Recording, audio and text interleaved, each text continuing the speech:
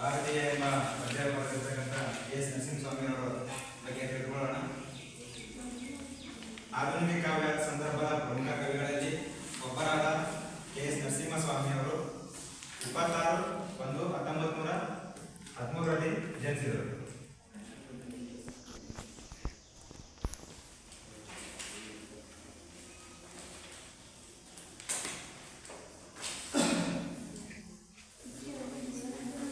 ಇವರು ಮಂಡ್ಯ ಜಿಲ್ಲೆಯ ಕೃಷ್ಣರಾಜಪೇಟೆ ತಾಲೂಕಿನ ಕಿಕ್ಕೇರಿಯಲ್ಲಿ ಜನಿಸಿದರು. ಇವರ ಮೊದಲ ಕವನ ಸಂಕಲನ ಮೈಸೂರು ಮಲ್ಲಿಗೆ 1943ರಲ್ಲಿ ಪ್ರಕಟವಾಯಿತು. ಮೈಸೂರು ಮಲ್ಲಿಗೆ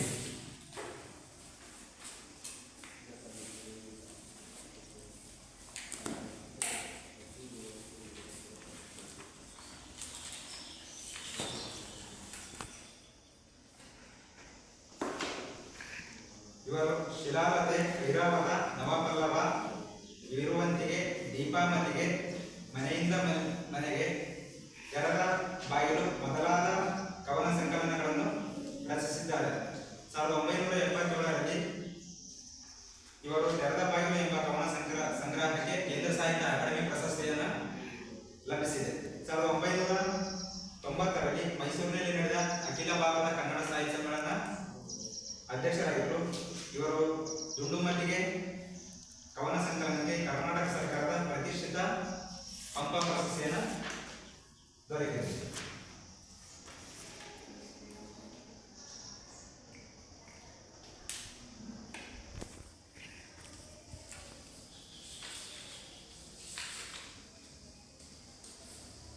ಇವರಿಗೆ ಕನ್ನಡ ಸಾಹಿತ್ಯದ ಪ್ರೇಮ ಕವಿ ಎಂದು ಗುರುತಿಸಿಕೊಂಡಿದ್ದಾರೆ. 2004ರಲ್ಲಿ ಇವರು ದಿವಾನರಾಗಿದ್ದಾರೆ. ಭಾರತೀಯ ಕವನದಲ್ಲಿ ಇವರು ಭಾರತೀಯ ಏಕತೆಯ ಕುರಿತು ಅಭಿನಯದಿಂದ ಹೇಳಿದ್ದಾರೆ.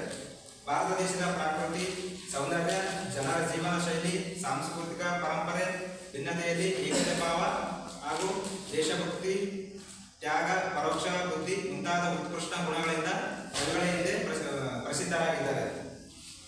ನಿಮಗೆ ತಿಳ್ಕೊಂಡ್ರಲ್ಲ, ಹಾಗಾದ್ರೆ ಪ್ರಶ್ನೆ ಕೇಳ.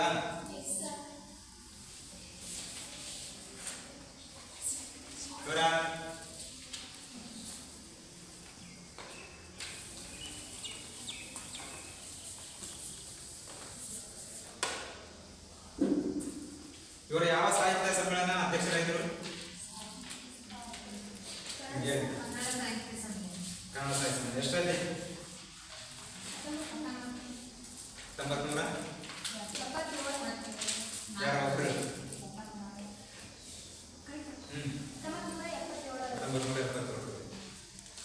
ಇವರ ದುಂಡು ಮಲ್ಲಿಗೆ ಕವನ ಸಂಕಲನಕ್ಕೆ ಯಾವ ಪ್ರಶಸ್ತಿ ದೊರೆತಿರು? ಪಂಪ ಪ್ರಶಸ್ತಿ. ಇವರ ಕನ್ನಡ ಸಾಹಿತ್ಯ ಕ್ಷೇತ್ರದಲ್ಲಿ ಯಾವ ಕವಿ ಎಂದು ಗುರುತಿಸಿಕೊಂಡಿದ್ದಾರೆ?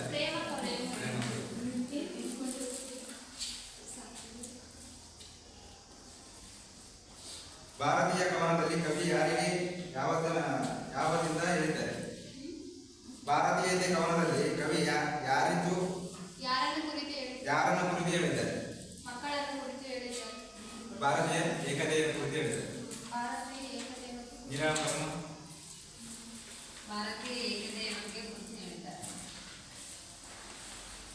ಭಾರತೀಯ ಕವನವನ್ನು ಯಾವ ಸಂಕಲನದಿಂದ ಆರಿಸಿಕೊಳ್ಳಲಾಗಿದೆ?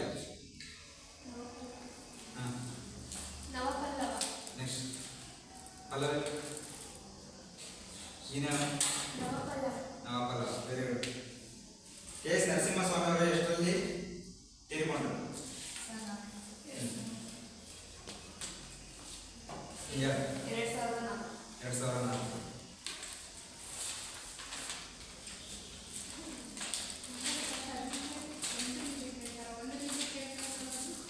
ಮೊದಲ ಕವನ ಸಂಕಲನ ಯಾವುದು?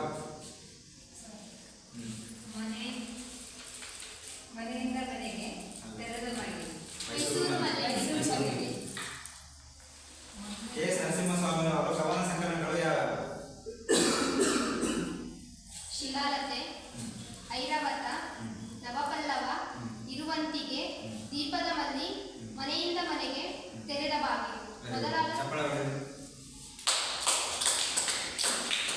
ಎಷ್ಟರಲ್ಲಿ ಮತ್ತು ಯಾವ ಕವನದಲ್ಲಿ ಸಂಗ್ರಹಕ್ಕೆ